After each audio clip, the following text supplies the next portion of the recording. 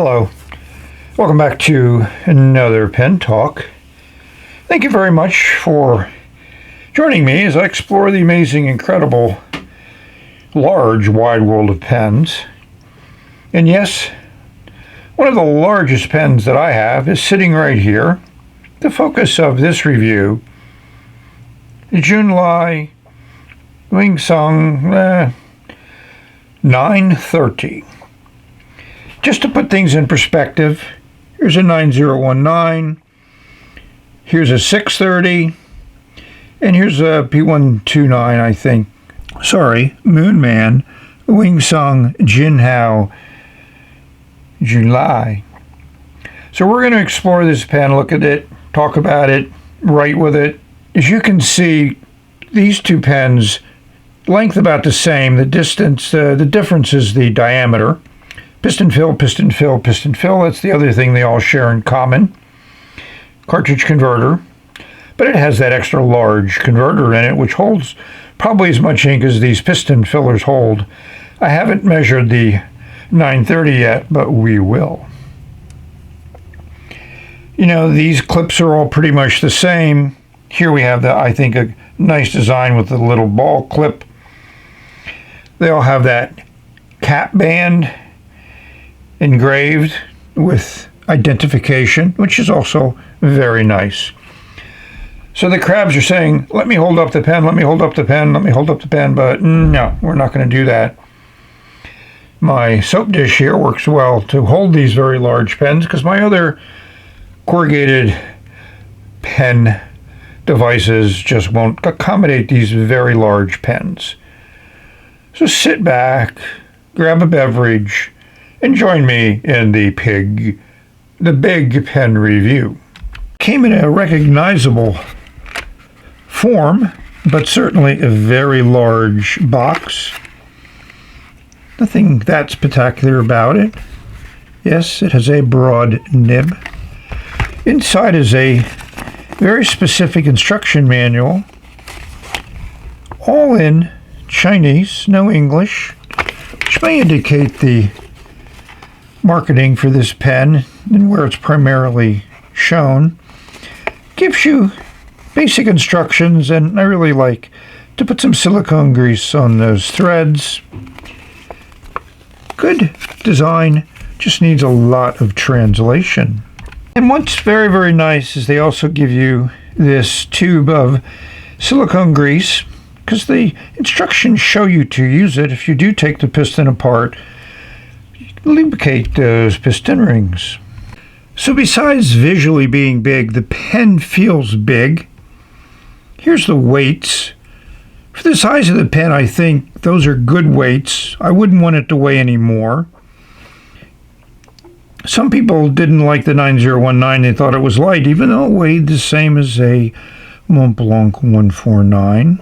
But this one with the piston and everything else in it and the actual size and length, you would expect it to weigh more. Cap comes off in under one turn, which again is impressive. But to me, what's really impressive is this nib. It looks great. The engravings are very crisp and clean.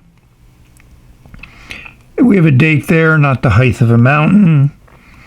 A little emblem there. Abbreviated name of the pen and B for broad. When you look it over, we look at that tipping material, and it does kind of look like a broad. It's always good to get some detail in. Plastic feed. As expected with a pen this size, it feels big in the hand as is. You can see that number 9 nib keeps your fingers well away from the paper. Some people like to hold their pen near the end of the nib, and that's not going to work. Maybe try a hooded nib pen if that's what you'd like to do. For those people that really like a huge, big pen, yes, it posts securely, which is one of the advantages of a shape like this, a classic cigar shape, and it's secure. But you feel it. It feels like a big pen. So those that don't like big pens, the section's even bigger than a 9019, and That's it. It'll give you the dimensions of those sections just to put it in perspective. But it feels big in my hand, and I have medium-large hands. But it looks good. I like red. I got red in a lot of my other ones like this. Black and gold just got too much of too much, and I got too many. Yes, the 930 is a big pen. We're not going to disassemble it any more than this. I'm not going to try to remove the piston.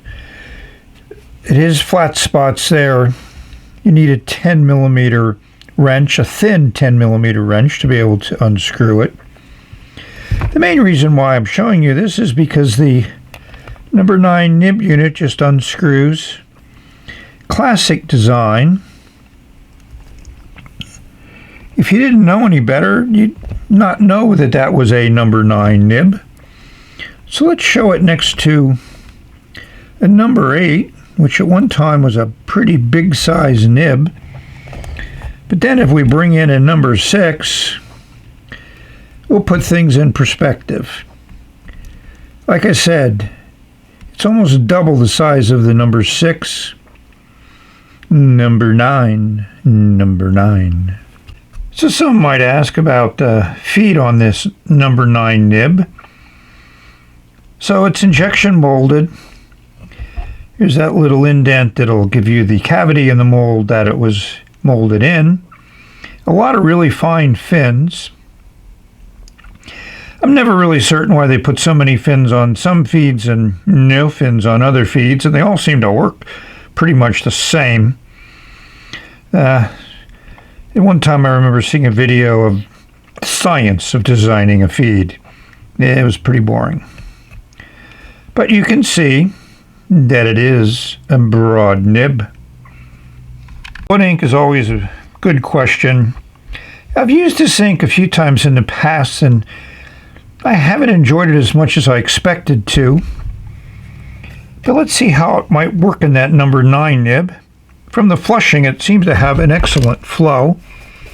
Here's what it looks like on a paper towel. Yes, it's in the red-orange family, to my eyes. So there's lots of different designs on ink windows. I particularly think they did a good job on the 930. The ink window is not visible with the cap on, which is fine with me. So when you take the cap off, there's the ink window, and yes, the pen is inked up. But what we're going to take a look at is if you put the pen vertically and shine the light in there, you can see a little bit of a gap.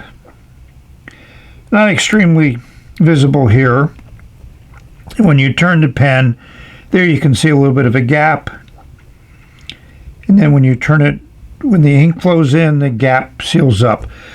So there was a little bit of air in there. And yes, I got ink all over my fingers. Ooh, what a surprise.